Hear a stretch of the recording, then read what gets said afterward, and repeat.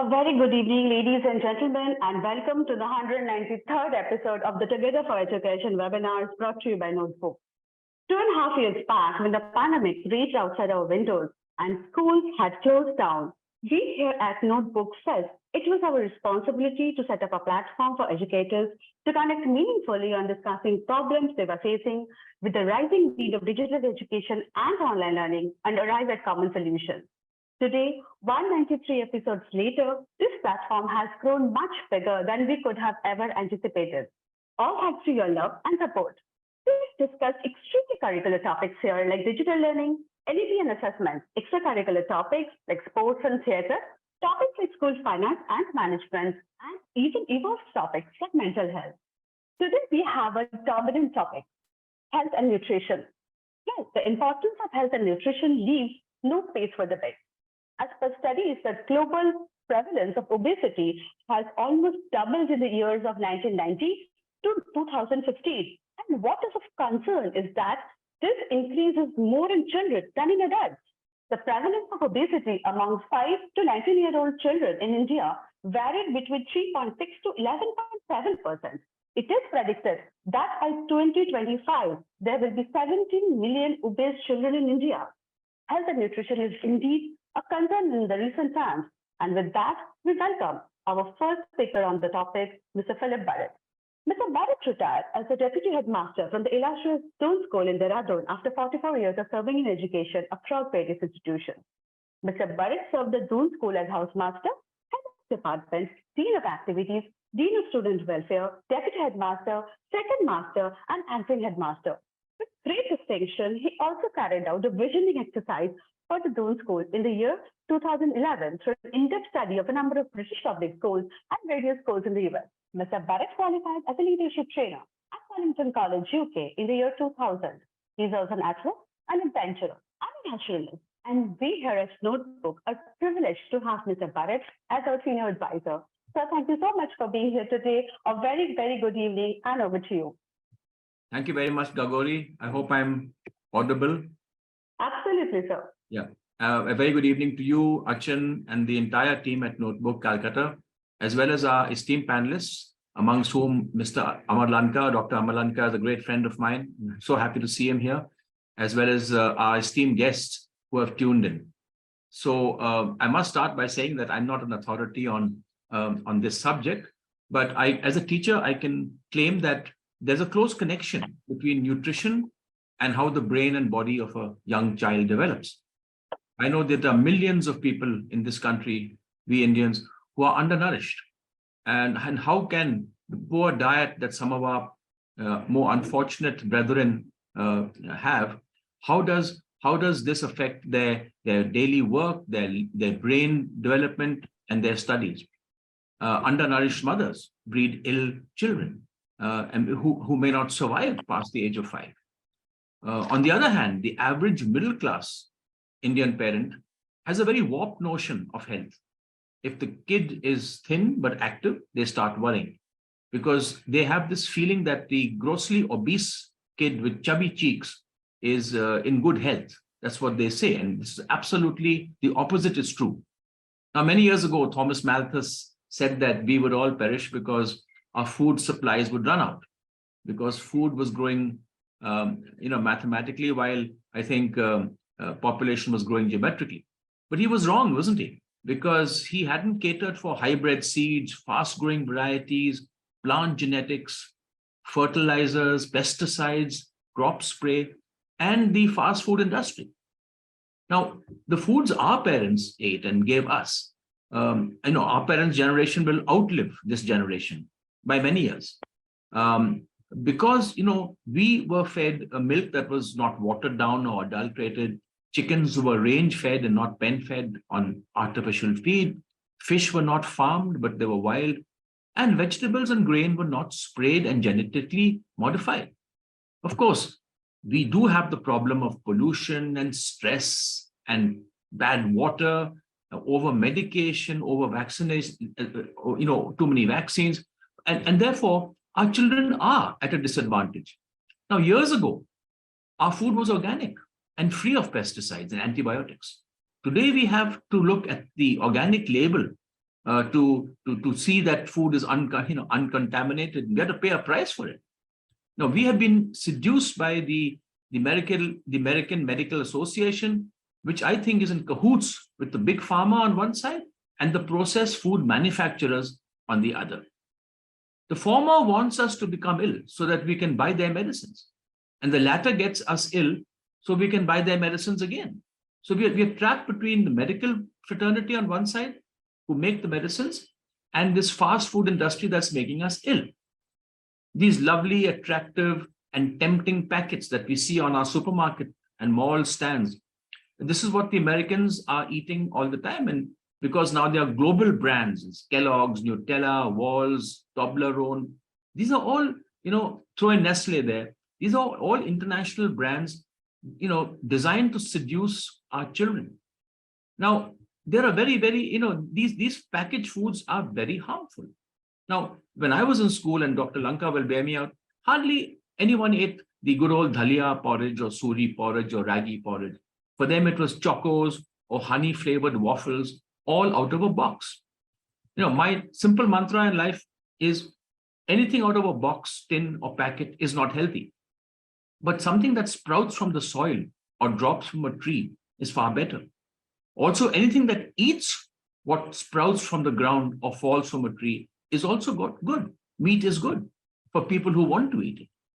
Today, meat eaters are consuming toxins and steroids because animals are injected so they can produce more milk and build more protein in a short time. That's why many children are now turning vegan or vegetarian. But are these diets healthy? Is a vegan diet healthy? We don't know. I don't know. I think the importance of an all-round balanced diet where all the micronutrients are available, the proteins, carbs, fats, vitamins. This is what we teach our children in biology and science. And yet we are not practicing this in our tuck shops and in our dining halls. Talking about minerals, so many children are drinking water from the reverse osmosis filters. There's absolutely no salts in these almost distilled water that we drink. So the standard American diet called SAD, which is very sad, which many affluent children are raised on, is making them ill. And of course, there's peer pressure. If you don't eat the foods that others eat, you're looked down upon. And, we lack vitamin D because we don't play in the sun. Much of our sugar and salt robs our body of these trace elements and vitamins. I mean, if you look at the labels of products on supermarket shelves, there's not a single product that doesn't have added sugar. And, sugar, I think doctors will confirm this, is very highly addictive. It's more addictive than some of our the drugs that are being consumed, the narcotics. And because of this, there's a rise in diabetes, heart disease, childhood obesity, as you mentioned, Gagori, autoimmune disease. It all can be traced down to insulin resistance. And how can we expect children to know this? We are the adults. We need to teach them this. Sugar is added to create cravings and addictions. And so once Coke and Pepsi and McDonald's have got you addicted, they've got their markets. And the same with Subway or KFC or Burger King or Domino's. They attract the young and they have the young with them always. I was told that, the Native American children back in the 1800s had brilliant teeth and they were quite healthy. But when white man first entered, in Alaska and the Canadian outback, they introduced Wrigley's chewing gum. And that's what led to bad teeth. Yes, all these are attractive brands. And I think that eaten sparingly, a pizza or a Lay's chips will not spell trouble. But if it becomes a normal part of your diet, Dr. Lanka will bear me out that we had a lot of cases of bone fractures in school because of poor calcium absorption. And then a test was carried out and we found that so many people were short of vitamin D. And so we supplemented that through the diet. I think children have to learn. And I think the duty of a school is to teach what health is. How can you be healthy in all respects, psychological, physical, emotional health. And it's not just about marks and colleges and jobs and salaries. Wellness as a whole has to include dental health, dental hygiene, physical health, for sports, and everything else. Just as a school will not show pornographic movies and will take objectionable books off the library shelf, I think the school should not serve unhealthy foods. And I think a school should have a dietitian come in, check what is being served in the tuck shops, in the cafeterias, in the dining halls. And many years ago, we stopped sodas and packaged foods in school, and we served healthy foods. Today, we talk about the rainbow plate, the different colors of the vegetables and fruits. We need to teach children how to eat. We can't expect them to know this because they will always go for taste. Also, obese teachers who have bad eating habits are bad examples. And just as schools become no smoking zones, I think we need to have schools that are no processed food zones. I think when children eat well and eat healthy, they study better, they keep better health, they don't miss school. Boys are keen on body sculpturing. Once you reach adolescence, they're very keen on building their muscles. Also, we need to see what sort of protein powders and creatine and what sort of, there's so much spurious stuff out there. So they're eating this without doctor's advice, without any sort of study on it. Finally, I would say that, teachers have to keep a lookout on food fads because there's a psychological issues that are linked with eating habits like anorexia or bulimia. And we need to see this because we need to understand what children may be suffering from, certain problems that are underlying eating disorders. And I think while good food habits are developed at home long before a child enters school, I think a school needs to reinforce good eating habits and teach children what is worth eating. There's so much that can be learned by teachers sitting with children and eating, apart from table manners, helping to serve others, socializing, making polite conversation, having fun, deciding on menus and food choices. There's so much to learn from this whole idea of food and children. And I'd say that another wrong thing that parents do is they use food as a bribery, as a bribery sort of hook. They tell their children, if you do this, I'll get you a pizza. If you put the TV off, I'll get you a burger. I think this is encouraging extremely wrong eating habits. And I think you should stop. Also, I think, I think once Bernard Shaw said that the youth is wasted on the young, by which I think he means that young people are wrongly informed and they have to wait till they get to my age before they do right things. I don't take such a pessimistic view of youth. All I will say is that youth respond to the right things if we adults sit with them and explain right from wrong, as well as practice what we preach. You don't have to wait to get to 60 and 70 before you learn how to eat correctly. And we can do it when we are young and prevent the illnesses that we get when we are 60 and 70. Having said this, I hope I made some sense of this, not my topic. Thank you very much for listening. I look forward to the views of our esteemed panelists. Over to you, Gagol. Thank you so much, sir. As always, you've just set the stage rolling for today's discussion.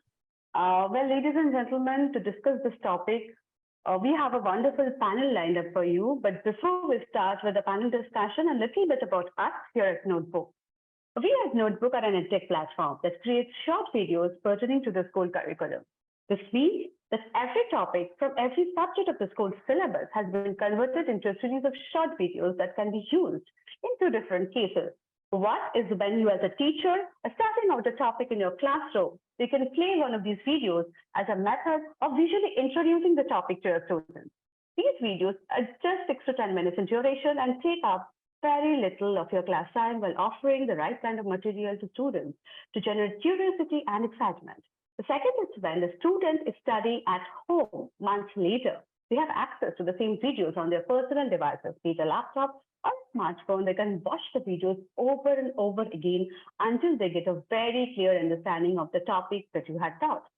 I'm I'm going to do now is play you some short snippets of notebook videos so that you know what they exactly look like. Hello students, welcome to Notebook. We are back with a brand new video on the chapter Exponents and Powers. Students, do you know how many red blood cells a human body has? Approximately 25 trillion red blood cells. Consider another interesting fact. The speed of light is approximately 300 million meters per second. The average population of the world as of March 2021 is 7,900 million. Santorio was an Italian physiologist quite renowned for his experiments on weight of people. In the late 1500s, he started self-experimenting by weighing himself before and after eating food. He found that his weight increased by amount of food he consumed, which came to original after some time. This sparked the studies on animal nutrition. Animals also do the same, although we might not understand what they are saying to each other. Scientists have found that animals also have a language of their own. Baboons and other forms of apes are seen to warn others in case of danger. This they do with the help of a special warning call.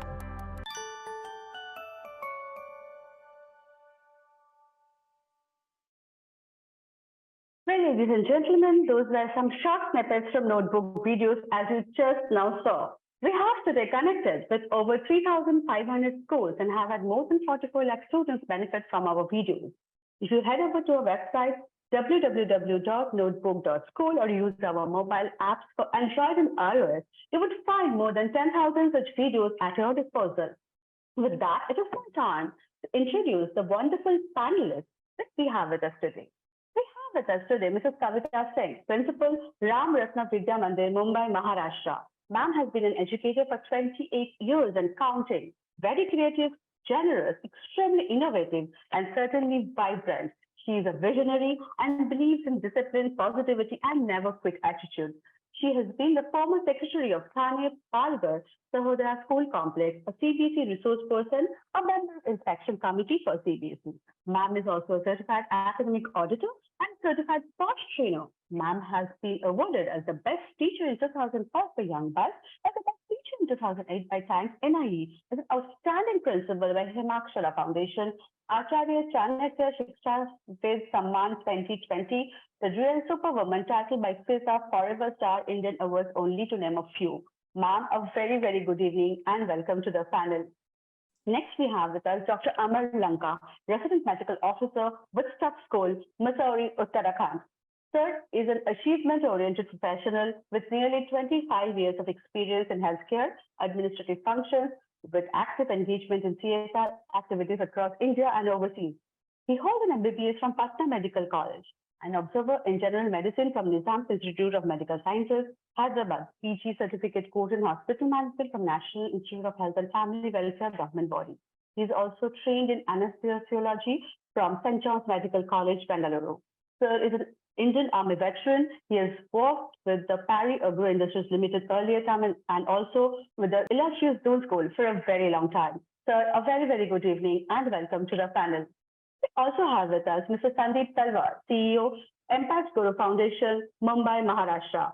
Sir is a highly passionate, detail-oriented planner and a leader with expertise in strategic planning, market planning, execution, account management, and leading a winning sales team.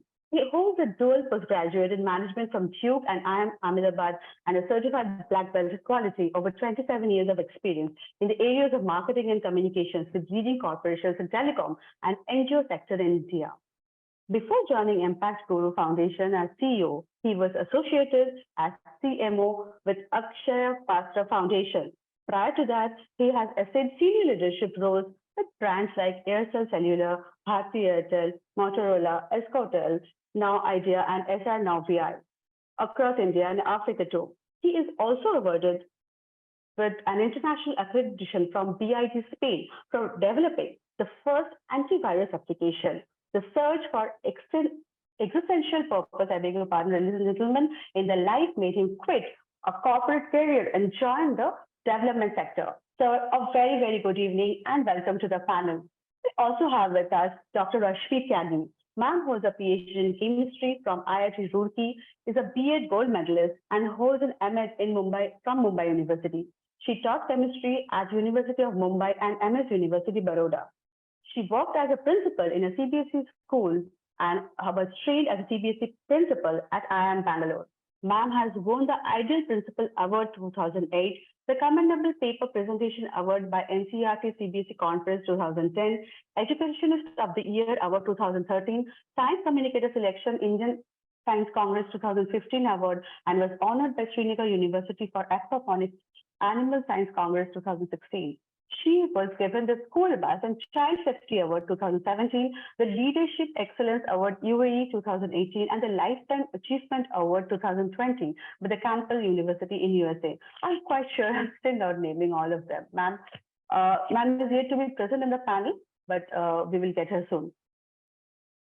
So with that, we'll just start the panel.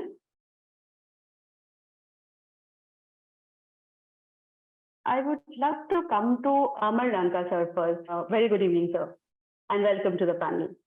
Very good evening to everyone, and it's a privilege to be a part of this gathering, and whoever is benefited by what we are going to discuss.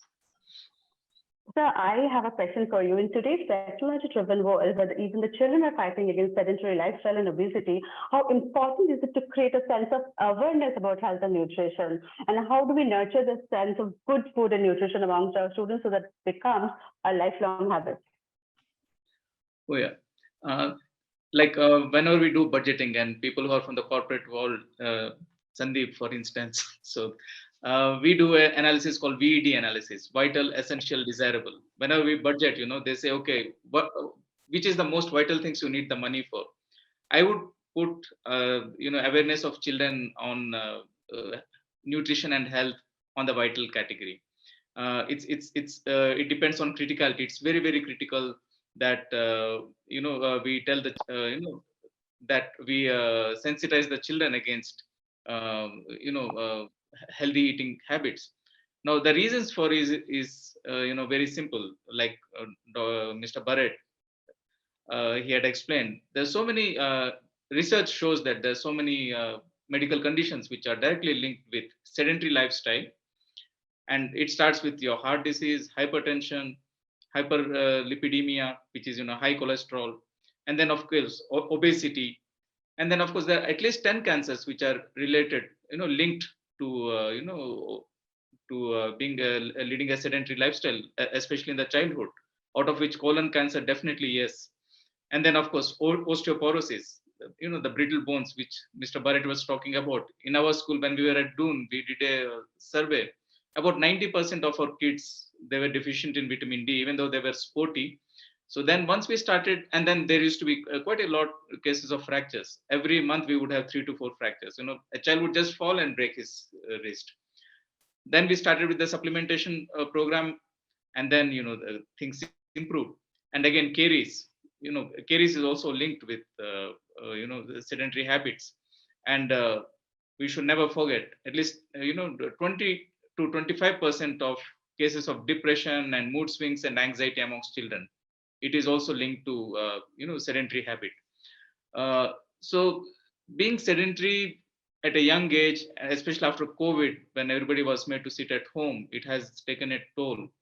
And we as a community, we should recognize that it's high time we all chipped in together as a team, the educationists, the teachers, the mentors, and the students and the parents. I'm sorry, we have power cut in Mussoorie. That's fine, sir. So yeah, we should all chip in as a group and make a combined effort and do our bit to improve the situation. I have seen cases I've been in the boarding school business for about 16 years. You'd be surprised at the number of cases of obesity, though it is there. Cases of hypertension, cases of diabetes, and cases of weak bones. There are many, there are plenty, and still counting. So the bottom line is it's vital that we sensitize the community, taking care of the children, to spread this endemic, we can call it, epidemic. Thank you. Thank you. Thank you so much, sir. I would come to Kavita ma'am next. Ma'am, I have the same question for you. Like, how do we fight the sedentary lifestyle and obesity, and how do we make our kids aware from a very, very young age so that it becomes a lifelong habit for them? First of all, I am with Mr. Lanka because I am also principal of residential school. So the same problem, sir, what you faced, I am also facing the same deficiency in vitamin D. Every month, 3 or 4 fractures, we go with the same. So, I could relate when you were saying your points. Now, this is a big challenge, Varga, a very big challenge in today's time, especially, and it is really not easy to make children, or make them aware that they have to come out, they have to be physical. Am I audible? Am I clear? Absolutely, ma'am. You're audible, ma'am. Please continue. It is a very difficult and challenging task. So just this is not going to happen if we say them, okay, you get up and you come and play. Nobody likes to listen.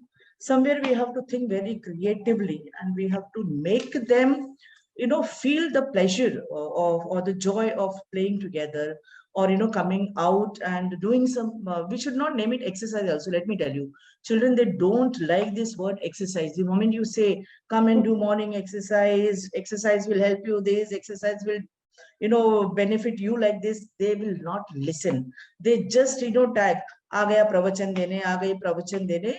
How when we were young, we also used to do the same thing. Anybody, when anyone used to give suggestion, we always used to close our brain. Ab aa gaya, ye batane aa gaya, humko suggestion dene aa gaya. So instead of that, we have to be their friends. We have to act that we are their friends, and slowly we have to find out some activities. We have to play with them, and we have to see that when we are playing with them, we make them get from the place. There should be some moment in the game, and in that way, if continuously we play with them, so they will start feeling joy. Ki, Acha, mujhe ye karne se, I feel happy, I get joy.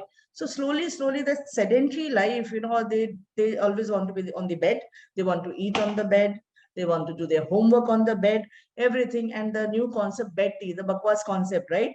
They want that also. So it is possible only when we have to become the role model, let me tell you. So instead of preaching, instead of teaching, we have to bring them and we have to play with them. So in the beginning, when we want them to come out of this, जो हम बोलते हैं कि इसको बैठ या खेलना है, instead of saying and instead of giving the benefits verbally, 1 month, 2 months, we have to ensure that they get joined with us, they play with us, and slowly, we have to add friends in their team. When they will start playing the team games, they will start enjoying. Then later on we can say, and they will see the difference in them. We do not have to tell कि आप ऐसा करोगे तो ऐसा होगा, आप ऐसा करोगे तो वैसा होगा. कोई सुनता नहीं है और किसी को कोई इंटरेस्ट नहीं होता. But when they will start acting, when they will start playing, and they will notice difference on them, on themselves, by themselves, then definitely there will be a change. So I believe, and I do the same with my children. So these wardens, that Lanka sir must be knowing that we have a rector, we have a warden in the hostel. They always say, chalo, morning shakha, morning exercise. So I tell them, don't drag them like this. They will not have any interest. Let's tell them that let's play. And when the moment we say play, or you can play your favorite game, they get energy and they start playing. And the residential school, they don't face this problem, obesity wala problem. We don't face this because they don't get screened. They have to be always on the toes. From morning 6 to 10, the schedule is made. They have to follow the schedule. So they're always active. But yes, when we give entry, we get obese children. They don't want to get it from the place. For them, doing something is a very hard, very tedious thing actually. But slowly they get tuned with the schedule and they become active. So we don't find this problem. Yes, but the problem is only one thing, that students get the deficiency. So it's a part of our nutrition, which we have to take care. So we understand, and accordingly we give them supplement so that they don't face this problem. Thank you. Thank you, ma'am, for your inputs. I would love to come to Sundeep sir next. Sir, a very good evening and a very warm welcome to the panel. Sir, So my question to you would be like, you have been in Akshay Patra before this. So the concept of midday meals and the way it has like helped the students and the kids. So how do we see it being evolved over the next 5 years, and how do we stand after 5 years? How important is it to build upon this concept and get a better future for our kids? Yeah, sure. Thank you. And good evening once again to everyone. And I would like to thank you, the team notebook, and my co-panelist, Dr. Amar, Mr. Philip, Professor Philip, Kavita ji, for joining on this subject. And I look forward to the thoughts. And I think very interesting conversation we had till now. And it recalls of my old say, and the times when I used to hear from my parents that health is wealth, And during these last 2 years of the pandemic, we have realized that how important the health is, how important fitness and nutrition is in life. See, unfortunately, globally, if you look at the numbers, the nutrition deficits and all forms of malnutrition are tragically common in children under 5. Right? With almost, if I'm not wrong, 144 million stunted, over 547 or 550 million wasted, 638 million children who are overweight, and close to about 73,400 million suffering from micronutrient deficiencies, And this number I'm talking about 2019, I'm sure these numbers have worsened up in the last 2 years. Right? We all know COVID-19 crisis aggravated these hardships and expected an addition of about maybe 120 to 150 million people facing acute food insecurity in the last 2.5 years. Now, reality is schools do play an important role in the direct provision of health and nutrition services in the first 8,000 days of a child's life. And I'm sure I have two principals with me right now on this webinar. And they would agree the first early 8,000 days of a life of a child are very, very critical for the development. Right? Now, since the beginning of pandemic, UNESCO estimated that 1.6 billion learners in 199 countries worldwide were affected by school closures, with nearly 370 million children not receiving a school meal in 150 countries. If you take an estimate, it's about 39 billion in school meals have been missed during these closures. And it's not a small number. Huh? It's close to about 39-40 billion school meals which have got missed. Children globally are estimated to have an average of about 4 of 10 in school meals to they receive. And in some countries, 9 out of 10 children take these meals which are offered by the school themselves. Right? So it's a big number. Right? So globally, if you look at it, the school closures during COVID-19 is unprecedented. During this crisis, there has been a 30% reduction in the coverage of essential nutrition services, which I'm talking about school meal program, iron and folic acid supplementation, deworming, nutrition education through hands-on skills, like Dr. Kavita was talking about, in school and medical and middle income countries, where the lockdown was 100%, things were much worse. And India was one of it. We really know it, right? So school closures during the COVID-19, if I'm correct to my numbers, not only disrupted the normal distribution channels in which school could operate, could teach the children, but the major reason was the vital source of food to the children. Fortunately, I have been part of the Akshay Patra and I played the larger role there for about 7-8 years, and I know the role of the afternoon meal for a child. I remember my days when we used to go to the school and the studies being done. There was a clear distinction that the after meal scores of the subjects were much better than the morning subject scores. And it's a direct correlation to the sugar levels of a child, right? Now, the reality of life is that the school feeding program globally covers about 370 million children. Right, with the largest number of beneficiaries only in India, close to 121 million, which are fed through midday meal program. And I'm talking about specifically to midday meal program, like this is being served in the 1.5 million schools, which are largely government and government-aided school, right? So 121 million children did not get their midday meal or the school meal for the last 2 years. right? Followed by Brazil, which was about 48 million, China close to about 44 million, South Africa close to about 9 million, Nigeria close to about 9 million, as quoted by WFP. And that's a reality of life. And I'm talking about these big countries at the moment. Look at the small countries, right? And the after impact of the midday meal is humongous, right? I think there is statistics which have proved that it has a direct correlation to the economy. In fact, one of the recent studies by the UNESCO said, and it was done on Uganda, indicated that the school meal program reduced anemia in the primary schools age between girls, primarily with the girls, right? So, and girls, we know it's so very important to focus on the girl very early before they hit the puberty and the menstruation. We really know about it, how bad it is for those girls, right? And that's for the reason we realize that the malnutrition is much worse in girls, and the midday meal program or the afternoon meal program do act as a blessing for them, right? So I would say not only the learning, which probably because of school closures, which happened in the last 2.5 years have really impacted. I think the school meeting program have significantly benefited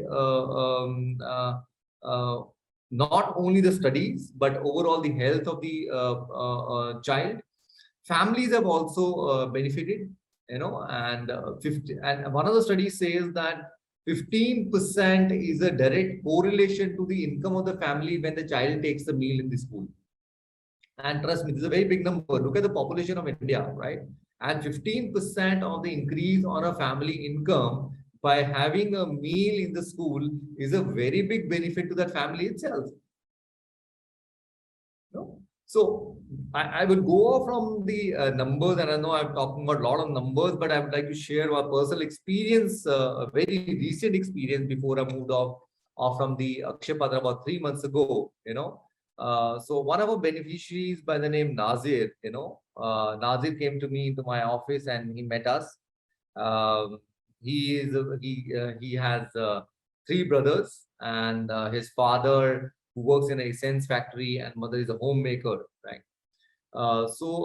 He obviously for ages he used to take the midday meal supported by Akshay Patra, and after completing his school he did his CA entrance exam, and he cleared the CA entrance exam for the first attempt itself. Look at it. I remember this child. I'm meeting him when he was in the class 8, right? And that point of time, we spoke to him. And like him, there were many more in the school. So we spoke to them. We told them, okay, how can how can you guys impact the larger society and large economy? I think that stuck him. And the impact of one meal, which is, I would say, a good meal, a healthy meal, a nutritious meal, made all the difference. So as I rightly said, yes, meals have the direct correlation to the economy's growth. School meals are essential, and I would strongly urge and recommend for introduction of good breakfast too in all the schools, not only in government but in private schools too. Globally, we should do it. And I am very happy, and I to probably at times know, and when I visit the schools and find that some of the places the breakfast has also started, right? And because the morning hunger is far more bigger, right? We all know about it, how bigger the morning hunger is all about. I remember if I don't take my morning coffee, and I'm sure for all of us, the morning coffee and tea is very, very essential and important, right? So if we continue to ensure the child also has some bit of breakfast and a little breakfast early in the morning, I'm sure these problems can be addressed. And Dr. Amar was talking about it. I'm sure those small fractures and all the things, but having a healthy breakfast is important. And I go with with Professor Phillips. No box breakfast, please. That's more important for all of us. Yeah. Yeah. So midday meal is important, and I'm saying more than the midday meal, breakfast is more important. Thank you so much, sir. It's come to Rashmi ma'am next. Ma'am, welcome to the panel. Can you switch on your camera, please? Is this okay? Ma'am, are you there? Rashmi Tyagi ma'am. Okay, so I have a question for the panel in general. Like it's impromptu question. Like, do we try to create alternatives to the midday meal? What are those that we can create in the coming years? Any one of you can take this question. I think maybe Kavita Singh ma'am or Amar sir, whosoever, Sundeep sir. Kavita Singh ma'am, your views on this? Just repeat, kindly repeat the question. I didn't Yes, get. ma'am. What are the alternatives we can set up to midday meal? Any other process, any other things we can do at school or particularly at home, which can act as a substitute of midday meal? Okay. See, I always believe, I strongly believe, and I think everybody will agree. I will not go for the facts and figure, because these two gentlemen are giving very well that. But Absolutely, ma'am. I'll say that, my mother used to say, our ancestor used to say, "Jaisa anna vaisa man," like food, like me. It's very well said. So when we eat healthy food, we feel happy, and the food has direct connection with the emotions, and if you have good emotions, definitely the hormones that releases the good hormones, and the health automatically gets maintained.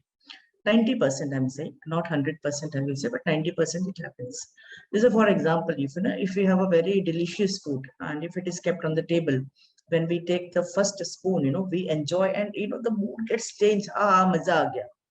And suddenly if you get a call, and if the call is of sad news or some pain news, you get the same food which you tasted, and the first spoon which made you happy, you don't enjoy in the second spoon. Why?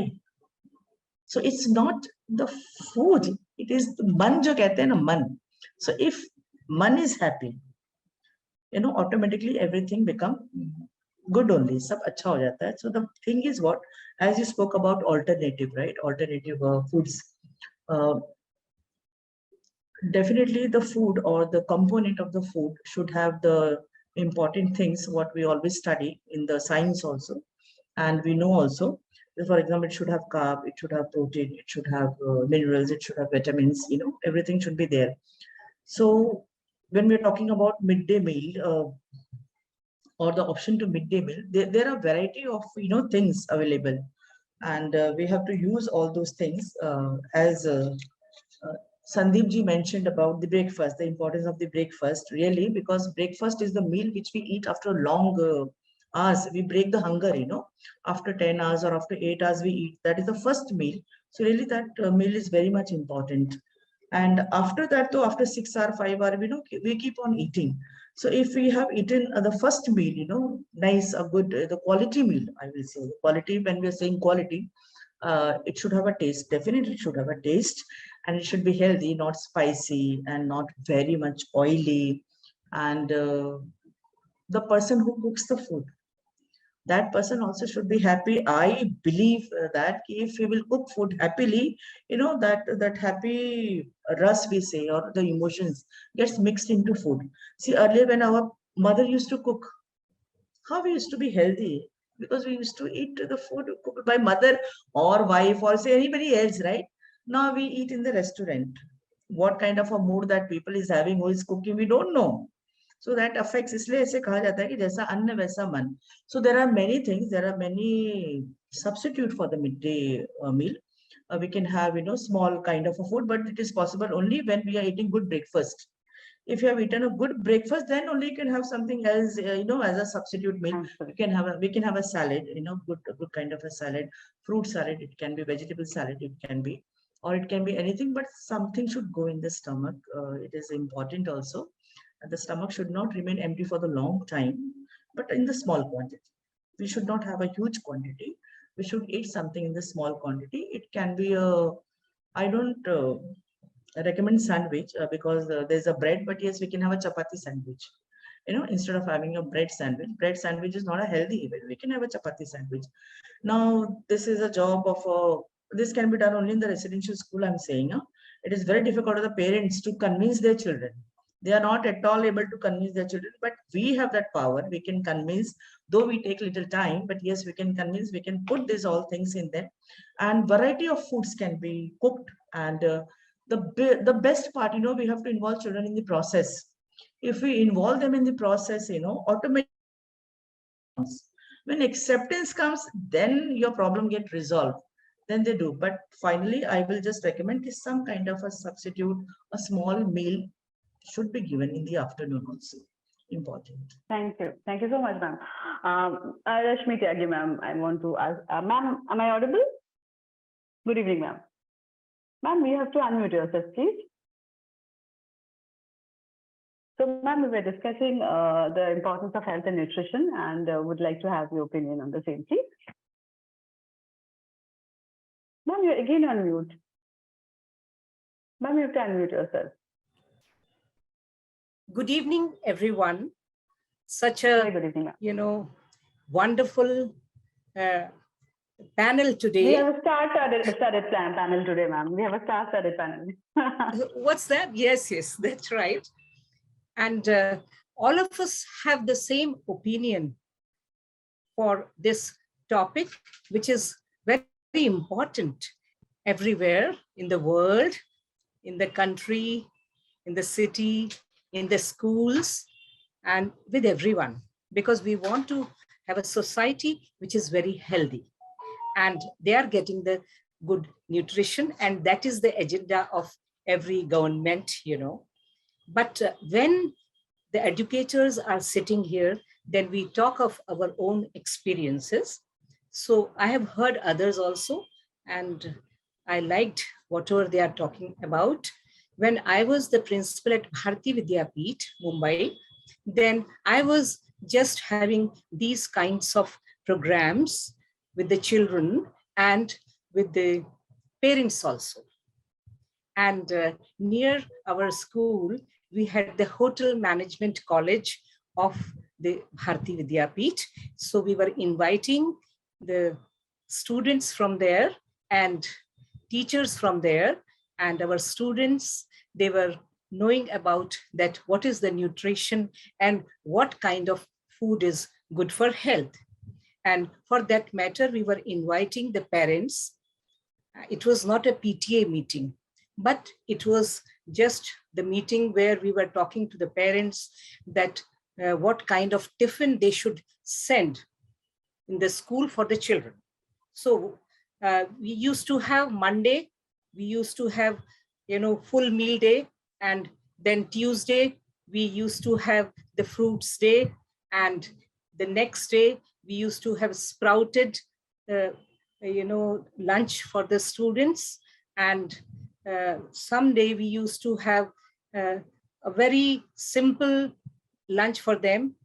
So that way we were just changing. And the circular was going to the parents that different types of lunch should be sent to the school for the students. And then we were just having the fair in the school where our students, they used to prepare the different types of, snacks. So that day, the students of other classes in a primary and middle school, they were not bringing any lunch or snacks. And we used to have so many stalls, and the parents were helping the students. And that way, they were just finding out that how to prepare certain good things, like good snacks they were doing, and they were selling them. And after that, that money was being given to some old age homes. So that way we were doing it so that everybody was aware that what is the nutrition and what kind of nutrition the students should eat.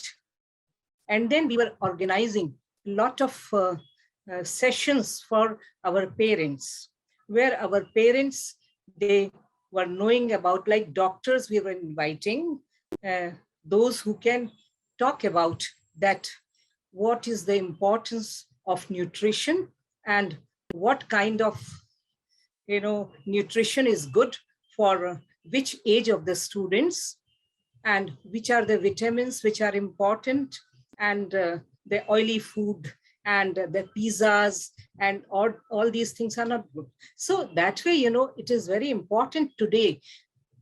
This topic which you have chosen, it is very important because everyone, they are having these kind of snacks.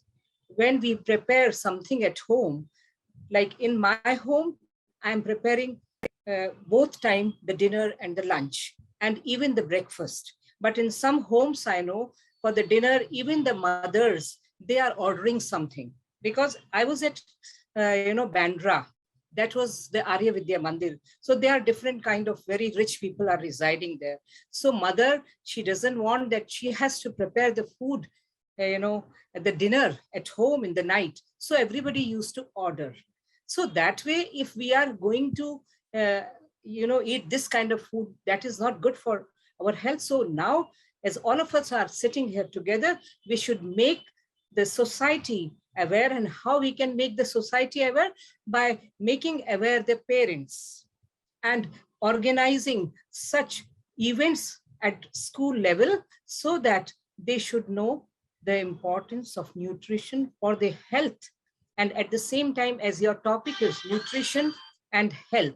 So as Kavita ma'am was talking about, that lots of impress upon the exercise. So for that, we can have marathons, like maybe twice or thrice in an academic year.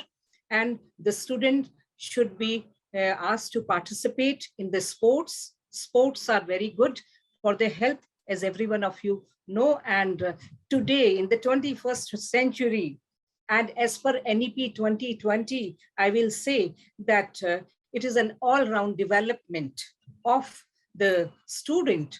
So they should play game. Everybody should be asked, every student in the class should be asked to choose a game, maybe a group like football, hockey, cricket, and some people are interested in going to the gym. So that kind of competitions we should have in the school, inter and intra. And I used to have, and one of my girl student, she was the tennis champion. I used to play tennis when I was at the IIT Roorkee.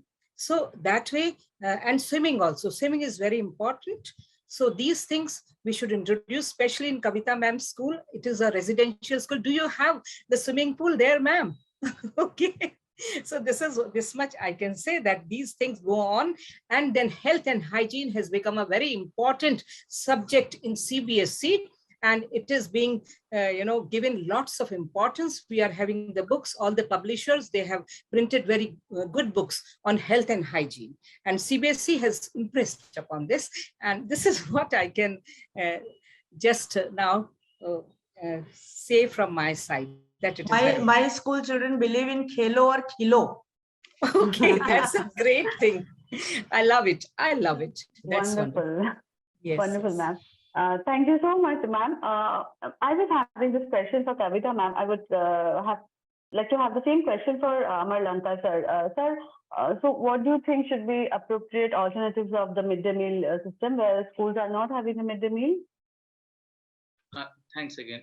I think there should be, like what Sundeep said, breakfast is very, very important. And somehow we are missing this message. I think we should make more noise on it. Children do skip breakfast. I'm in a boarding school. My school is a bit liberal, Woodstock school. So they wake up late. They just rush to the class. They miss the breakfast. So midday meal. I'm talking about in general, whatever in private boarding schools. But a midday meal is important. If you want to add up anything, it should be breakfast. And just to add up on certain other things, like now we are discussing nutrition and sedentary lifestyle. So we should always remember that 1 hour of physical activity is required for every child. 1 hour of physical activity per day. And somehow, and we are boarding schools as a small number, and everybody has to chip in. So the majority of the schools in India are day schools. We have to involve the parents. We have to involve the students in doing this physical activity, as well as selecting the right nutrition. So I like the American, we have something called a balanced diet. There's a pyramid, and it's a bit complicated. The American, they call it my plate. The plate, there's a plate. It's divided into 2 parts. One part is colorful vegetables and fruits. The other part is divided into 2 parts, which is 1/4 is, 5 whole grains. And the lower part is protein, which can be meat, or for us it can be dal. And then there is 200 ml of dairy. Very simple. And then we have to involve the parents, we have to sensitize the parents, children, and we have to involve them in the decision making. The child can go in schools, we can have our own gardens, which the children can take part in growing the vegetables and fruits. The children can go to go with the parents when they go for shopping to the supermarkets and look at the labels and select healthy foods. At the same time, one meal should be a family meal. That's where all the family sits together. They not only do they connect with each other, they also discuss about the food, they discuss what has happened in the day and things like that. So and yes, there is something which I always say in my school to my children: say no to 3 S's. There are 3 S, the letter S, which are poison for anybody, whether it's adults or children: sugar, salt, and saturated fats. You have to say no to these 3 S's. This is something, a mantra which will tell the children, yaar, ye to rat lo. Whenever anything sweet, anything too much salt, you get it in processed foods. We never realize it, but there are a lot of salt in processed foods, and saturated fat, tail. So we have to keep sensitizing them, involving them in the decision making. We select the children to make the menu of the school. In case it's a boarding school, we ask the children to make a menu. What are the things to be served if it's a day school? In the canteen, kya bikna chahiye? They should be a part of it. Like for example, in Doon school, we have a mess committee. These children are crazy about Maggie, so they wanted Maggie every week. So Mr. Burrett was there at that time, Mr. Philip Burrett. So we said, okay, let them have Maggie. We started giving them Maggie every week. After a month or so, they said, "Nahi, yaar, let's change it." Of course, we did sensitize them. Maggie is not the right thing. Too much of unsaturated, saturated fat. It's not healthy. But we'll add vegetables. We'll try to make it. At the end of it, it didn't work out, and they also left it. And then all the schools, especially boarding schools, should have a nutritionist, not a dietitian. Dietitian is different. Nutritionist is different. We can hire a nutritionist, and who checks our menu and finds out what is the calorific value of the food and things like that. My 2 bits. Mothers are biggest Wonderful, sir. nutritionists. Wonderful. Mothers And, mothers know very well what they have to feed to their children. I want to add here something. As I was working in the rural area schools in Maharashtra, so we were looking after the cows because they were having cows at their homes. They were milking the cows and all that. So then I have introduced the Save the Cow project there. There is nothing political about it. It is only looking after the cow. And then we were inviting the parents that they prepare, different types of sweet dish with the milk. So that way, kheer and then some sweets and such kind of things were prepared by the students and the parents, and then it was distributed. And then we have told them about the importance of the milk, because just now Dr. Amar was talking about that. So I'm talking of the rural schools and Sir is talking of the Doon school. I'm staying at Roorkee, sir, so I know about Dehradun and all that. So, but it is going to be same, that the importance of cow, and then we are saying the importance of the milk and the proteins and all that sir was talking about. So that also we can tell the students. At the same time, we can make it an integrated project that with the cow dung, we can make lots of things, even a fuel we can make. And after that, we can talk of the urine also, which I'm not going to include here because it is about nutrition, but a project on the animals who are giving milk to us, we can have with the students. So this is what I'm telling. And about the midday meal, I'm going to say that it is a positive thing that the poor children, they are getting the food. I'm talking of the rural area in Delhi side. So some poor student, they are coming to the school only for eating purpose. And that way we can encourage them to study. So this is what it was a thought came to my mind, which Thank you, ma'am. Wonderful. Thank you so much, ma'am. We have some wonderful statistics from Sundeep, sir. Sir, any closing note on the topic before we close the panel?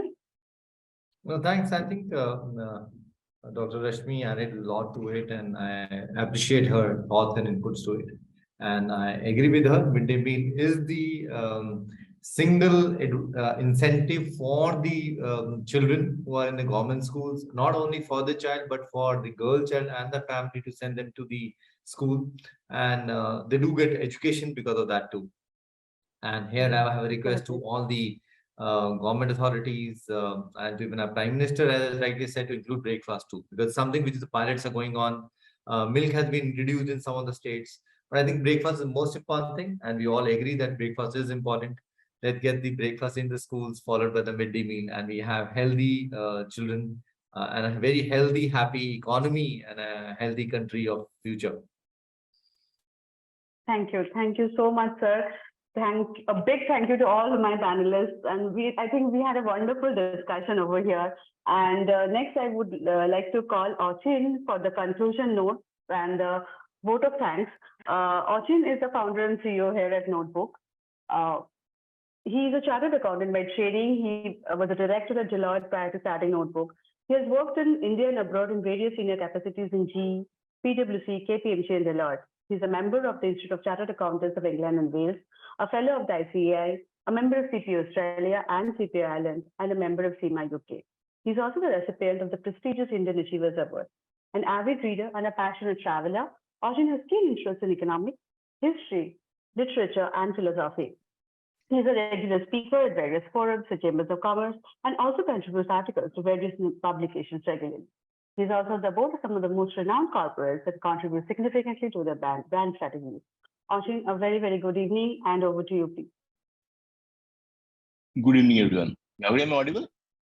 Absolutely. I think a wonderful session on a perpetually relevant topic. And the best part of it is that while most people in any discussion, any forum, whenever we discuss this topic, most people are familiar with the physical consequences of a poor diet. But what I really liked is that the implications on mental health, emotional well-being were also discussed, which are by and large ignored. One small thing I'd like to share before I convey my heartfelt thanks to the panel for their time and for the wonderful deliberation. The reason why we chose this topic, very recently I was going through an article and which referred to two very interesting studies. One which was conducted in South America, in Guatemala, and was reported in UK, which revealed that children who are fed a daily high energy porridge breakfast for their first 3 years of life have better exam results, reading scores, and problem solving skills throughout. So the implications of first 3 years and on the entire trajectory. The research also went on to say that children who eat 5 or more portions of fruit and vegetable in a day have the best mental health. And higher intake is associated with better mental well-being among secondary school children. And as I think again and again, Mr. Talwar mentioned in the panel, similar to that, the importance of nutritious breakfast was highlighted along with lunch, and highlighted and linked to emotional well-being of children across all ages. And here we are not discussing merely about physical health, but emotional well-being and mental health. So there's a study which for the first time investigated, and this is really interesting. It was done in UK across more than 9,000 children from 50 schools. And the objective was that participants reported their own dietary choices. And along with the dietary choices, there was also a mental well-being test. And the objective was to correlate the two, implications of dietary choices on mental well-being. And aspects that were examined were cheerfulness, relaxation, and interpersonal relationships. Relationships within the family, within the community at large. And the study took into account other factors that might have an impact, including adverse childhood experiences, home situations, etc. According to the data, in a class of 30 children, around 21 had conventional breakfast. 4 had nothing to eat or drink before starting a class in the morning. And 3 will go in the afternoon class without any lunch. So they had their breakfast, but they skipped their lunch. The results were that children who had traditional breakfast experienced significantly more better well-being than those who had a mere snack or drink or any packaged or processed food. So the importance of home-cooked food was clearly established. Students who drank energy drinks, convenience, packaged food, like as Burrett sir referred to, out of box, for breakfast, had particularly low mental well-being scores. And the shocking part was even lower than those who skipped breakfast. So those who had processed food, their mental well-being scores were even lower than those who skipped breakfast. So I think as a potentially modifiable factor, something that we can control, something that we can contribute to as a civil society, at an individual level, at a societal level, at a community level, nutrition represents a very important public health target for strategies to address childhood mental well-being. And I think my expectation here is when we discuss such wonderful topics and the kind of deliberation that we had today, so informative. So my request to each and every participant here, attendee here, would be to act as agents of change and spread the message. So I think wonderful session overall. But sir, thank you so much for giving us a great start, for discussing about the impact of processed food, fast food, adverse impacts, childhood obesity, very, very important topic. And I really like that term, that just like we have no smoking zone, no processed food zone. I think that's wonderful. Dr. Lanka, thank you so much for being the resident expert. And I think very rightly you mentioned about sedentary lifestyle and its impact, and the fact that COVID had only amplified the problem. It has taken its toll.